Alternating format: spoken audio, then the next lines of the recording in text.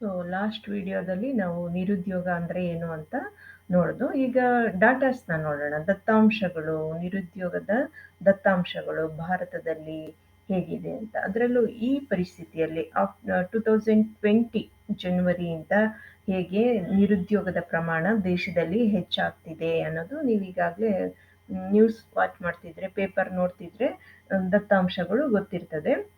ಈ ಕೊರೋನಾ ಎಫೆಕ್ಟಿಂದಾಗಿ ನಿರುದ್ಯೋಗದ ಪ್ರಮಾಣ ಹೆಚ್ಚಾಗಿದೆ. ನಿರುದ್ಯೋಗದ ಪ್ರಮಾಣ ಹೆಚ್ಚಾಗಿರೋದ್ರ ಜೊತೆಗೆ ಇರುವಂತಹ ಉದ್ಯೋಗಗಳು ಕೂಡ ಆ, ನಷ್ಟ ಆಗ್ತಿದ್ದಾವೆ, ಕಳ್ಕೊಳ್ತಿದ್ದಾರೆ. ಸುಮಾರು 8.25 ಕೋಟಿ ಉದ್ಯೋಗಗಳು ಲಾಸ್ ಆಗಿದೆ, ಕಳ್ಕೊಂಡಿದ್ದಾರೆ. ಸೊ ಆ 8.25 ಕೋಟಿ ಇರುವಂತಹ ನಿರುದ್ಯೋಗಿಗಳ ಸಂಖ್ಯೆಗೆ ಮತ್ತೆ ಜಾಯ್ನ್ ಆಗಿದ್ದಾರೆ.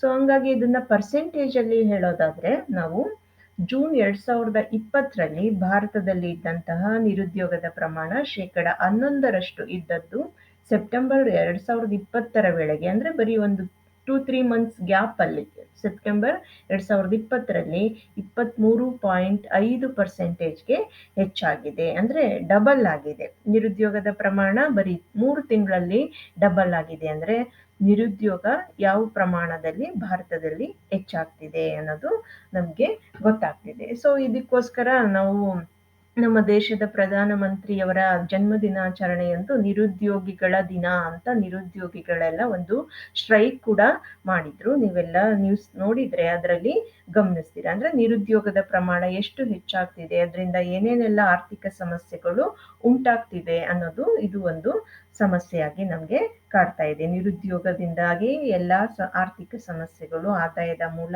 ಇಲ್ಲದಂತಾಗಿ ನಾವು ಯಾವುದೇ ರೀತಿಯ ಅಭಿವೃದ್ಧಿಯನ್ನ ಹೊಂದಲಿಕ್ಕೆ ಸಾಧ್ಯ ಆಗೋದಿಲ್ಲ ಅನ್ನೋದನ್ನ ಇಲ್ಲಿ ನಾವು ಗಮನಿಸ್ಬೇಕು.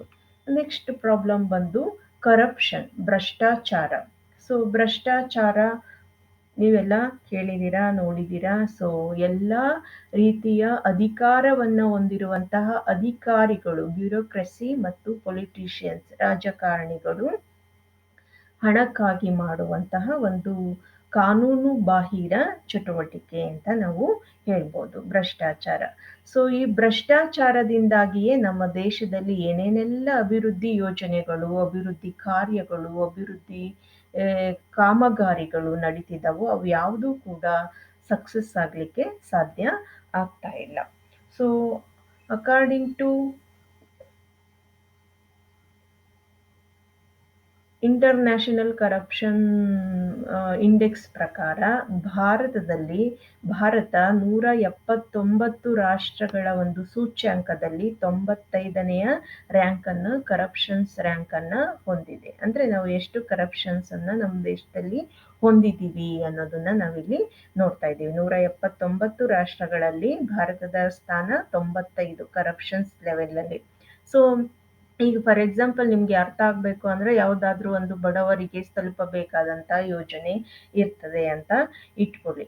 ಸೊ ಆ ಯೋಜನೆ ಬಡವರಿಗೆ ತಲುಪುವಷ್ಟರ ಒಳಗಡೆ ಬರೀ 20% ಅಷ್ಟೇ ತಲುಪಿರುತ್ತೆ. ಇನ್ನ 80% ಈ ಕರಪ್ಷನ್ಸ್ ಅಲ್ಲೇ ಅದರ ದುಡ್ಡೆಲ್ಲ ಹೋಗ್ಬಿಡುತ್ತೆ. ಅಂದ್ರೆ ಬಡವರಿಗೆ 100 ರೂಪಾಯಿ ತಲುಪಬೇಕು ಅಂತ ಸರ್ಕಾರ ಏನಾದ್ರೂ ಒಂದು ಯೋಜನೆಯನ್ನ ಮಾಡಿದ್ರೆ ಆ 100 ರೂಪಾಯಿ ಬಡವರಿಗೆ ಸಂಪೂರ್ಣವಾಗಿ ತಲುಪಲ್ಲ. ಅಲ್ಲಿ ತಲುಪುವುದು ಬರೀ 20 ರೂಪಾಯಿ. ಇನ್ನು 80 ರೂಪಾಯಿ ಎಲ್ಲ ಅಧಿಕಾರಿಗಳು ಎಲ್ಲಾ ಹಂತದಲ್ಲಿಯೂ ಸೋರಿಕೆ ಆಗಿರ್ತದೆ.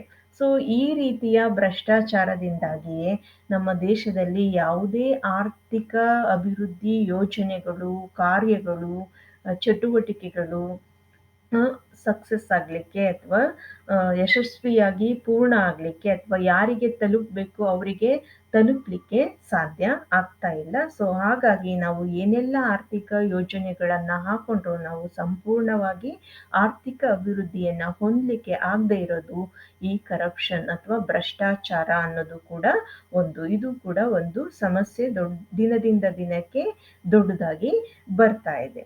ನೆಕ್ಸ್ಟ್ ಸಮಸ್ಯೆ ಬಂದು ಇನ್ಫ್ಲೇಷನ್, ಹಣದುಬ್ಬರ.